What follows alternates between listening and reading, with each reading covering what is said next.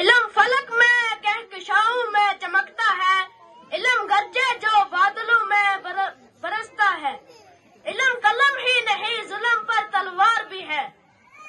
Respected special guests, headmaster, teachers and my friends, Assalamu alaikum. Education is the most powerful weapon which you can use to change the world, Nelson Mandela. Today I am here to present a speech on education and why it is important. Education plays a very important role in everyone's life. It is very necessary to live a great and better life.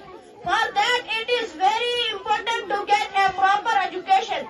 The word education not only means securing knowledge. The first objective of getting good education is to become a good citizen, and then to become a successful person in personal and professional life. Good education will always increase our confidence level, and it helps us to determine what is right and what is wrong. Thanks.